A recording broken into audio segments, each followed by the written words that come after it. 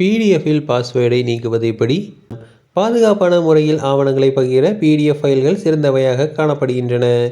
ஆனால் சில நேரங்களில் பாதுகாப்பு அம்சமே நமக்கு இடையூறாக அமையலாம். குறிப்பாக ஒரு ஃபைலுக்கு பாஸ்வேர்டு போட்டிருந்தால் அதை விரைவாக அணுகுவதோ அல்லது பிறருடன் பகிர்ந்து கொள்வதோ கடினமாகலாம். பாஸ்வேர்டை மறந்துவிட்டாலோ அல்லது அடிக்கடி பயன்படுத்தும் போது ஒவ்வொரு முறையும் பாஸ்வேர்டை உள்ளிட வேண்டிய நிலை வந்தாலோ அது ஒரு சிக்கலாக மாறும்.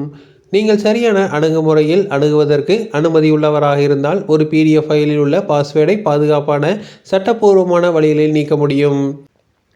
பிடிஎஃப் ஃபைலின் உரிமையாளராக நீங்கள் இருந்தால் அது அல்லது பயன்படுத்துவதற்கு அனுமதி பெற்றிருந்தால் மட்டுமே பாஸ்வேர்டை நீக்க வேண்டும் என்பதை நினைவில் கொள்ளவும்.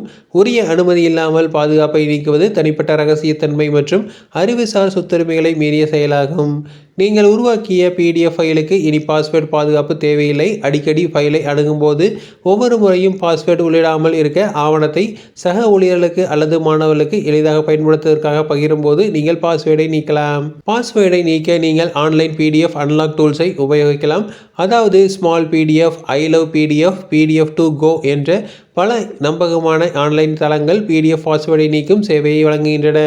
இதில் ஐ லவ் பிடிஎஃப் என்ற இணையதளம் மிகவும் வெற்றிகரமான இணையதளமாக பார்க்கப்படுகிறது.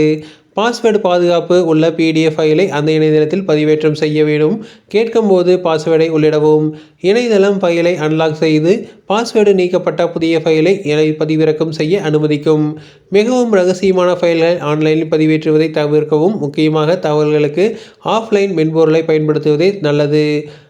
மேலும் ஆதார் கார்டு, பேங்க் ஸ்டேட்மெண்ட் ஆகியவற்றை உள்ளிடுவதை கண்டிப்பாக தவிர்க்க வேண்டும். தொடர்ந்து இது போன்ற செய்திகளுக்கு எங்கள் சேனலை சப்ஸ்கிரைப் செய்வோம்.